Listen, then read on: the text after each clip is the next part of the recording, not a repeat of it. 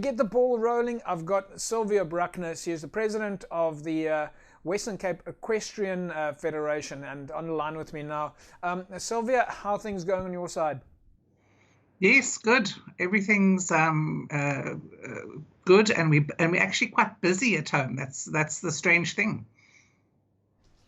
Sylvia, just from a busyness point of view, then I suppose it must be rather tricky for you guys as equestrian sport at the moment, considering you've got horses that are stabled and in paddocks and so on. It must be difficult. Yeah, so I think the first couple of days was really a lot of storming and norming. Obviously, the horses have to be fed and watered and looked after. So we had to make sure that the people who look after them could get to them, which meant that some of the members needed to have essential permits to get there to care for their horses. And probably the first thing that we also had to attend to was the people that might misuse that. And so there were lots of reports coming in, but I'm happy to say that I think everyone's now complying, and things are settling down into a type of routine. Sylvia, was it a little bit difficult in the beginning, trying to work out how to feed the horses? Tell us about some of those challenges. You've got big animals. Some of them obviously cost a lot of money. There's feeding involved. How did you guys beat that? Yeah, so when the president announced the measures on the 23rd, there was a lot. We had a lot of work to do in terms of understanding what would be allowed and what would not be allowed. But luckily, we found that that the feed producers were allowed to deliver, and where people really couldn't get stuff delivered, they would get permits then to go and collect the food for their horses. So your guys are allowed to drive at the moment, drive to the paddocks and so on? If they're feeding them, yes. They're not allowed to go and ride their horses. So only the people that are on properties where they're together with their horses are allowed to ride their horses. But you may go and feed your horse if the horse is not on your property, or very often you have yard owners or property owners who have people who then they look after the horses on your behalf. Yeah, yeah. From an activity point of view, it's COVID-19. I mean, the president announced yesterday that there's going to be another 2 weeks added on to the 1 week. So essentially from today, 3 more weeks. How do you think your members out there are dealing with it? So I think people are obviously, I think, a little disappointed. I think keep in mind that the horses, it's not just about the horse riding and about the competing.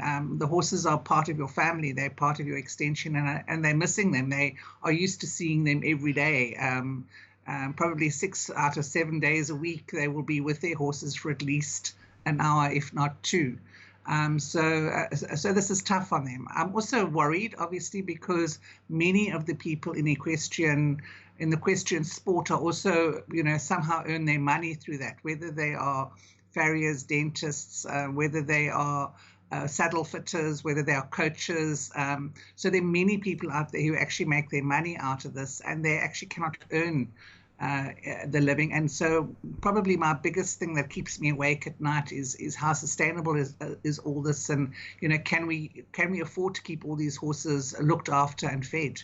That's really what's keeping me up at night, thinking about this and talking to people. Yeah, very difficult, because you're not just dealing with people out there. You've actually got responsibility on animals that makes it much more complicated. Even if the people were to pause on the actual riding temporarily, the animals still have to be looked after. It's not a responsibility you can just pause. Yes, so I mean, also now you can imagine horses also get ill. So obviously the vets are allowed to move into properties to look after them if there's an emergency. But I'm hearing even from the vets that their hospitals are full because people can't care for the horses where they need constant nursing and attention. Sylvia, just from an activity point of view, you guys have obviously been in touch with your members. I know during the break or just before we came on air, you were talking about folks being on Facebook and on WhatsApp, and they're still keeping the spirits high. Yeah, so of course, our various Facebook pages, our federation Facebook page is nice and busy. Lots of new members, interestingly enough. So it's been really good to get those numbers up. I think people have got more time to engage on social media platforms. We're posting a lot of stuff that we've seen where people can learn various skills or gain more knowledge. I myself, as an international judge, am busy doing my further studies and accreditation on the international platforms that are available. And then, of course, there's the more fun stuff. So a lot of people are on WhatsApp groups and lots of humor, lots of baking recipes, lots of pictures of various fun things that people are doing to baking. Did I hear you say baking? Baking, yes. I don't know why. I don't know if it's a general phenomena, but everyone in the equestrian world that I can see is becoming expert bakers.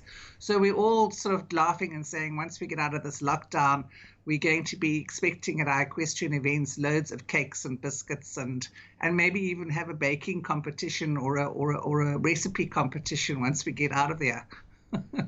Okay, now I've heard it pretty much all. You know, I thought that the equestrian world, especially with all the puns that you've got in the horse fraternity.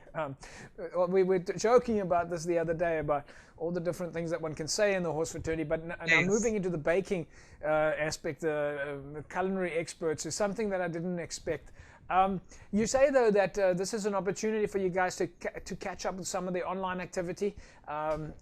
You mentioned being a judge and being able to do online courses and so on. Is that something that your members are doing? And I understand you guys are having some Zoom conferences with each other. Yes, so there are a couple of online courses. Certainly our international federation has got even general horse care online courses that you can complete, which are good to do. I see some people are actually doing videos on various things that might be of interest. So some of the coaches that are more, how can I put it, tech savvy have done a few things like that to keep people busy and entertained. Sylvia, we're not going to keep you up much longer here. I'm sure that is it a public holiday for you on your side? I mean, I know that you're also a little bit involved with essential services. Yes, so it's a public holiday, but many of you know I work at the airport. The airport is closed, but we're busy because we're having to help people repatriate. In the horse world, obviously, the horses carry on, so we have to feed them and look after them. So, yeah, we 365, 24 hours a day, 365. Yeah, Sylvia, we're going to leave it at that. Thanks for joining me. I'm sure we're going to be able to catch up a lot more. These things are easy to do. We just connect, we chat, and we find out how you and your members are out there. I know that we've got a lot more questions.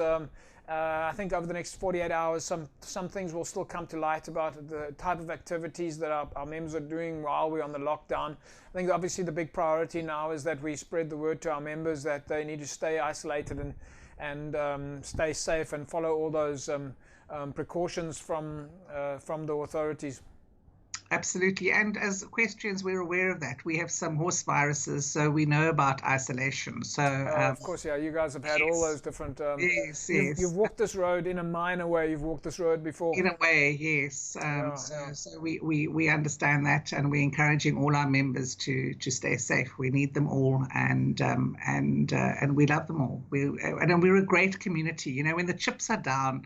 We've had things like fires, disasters, all sorts of things. People get into their horse boxes and they go and help, and that's one of the great things about our community. So we might be rivals in the arenas and out on the competition field, but when we need to pull together, that's what we do. And so now we're doing that. Apart, but together on all the electronic media that we can find.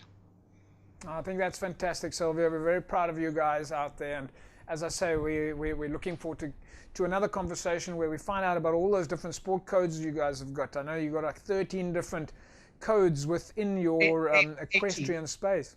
18, yes. 18? Yeah, 18, yes. 18 different sport codes. Yes. All right. Sylvia, take care on that side. We look forward to catching up with you, and stay safe, stay isolated, and our thoughts are with you guys on that side. Thanks so much, JP. Anytime. Thank you. Right, folks, of course, Sylvia Bruckner there, the president of Western Cape Equestrian, and how fantastic to hear that there's a community of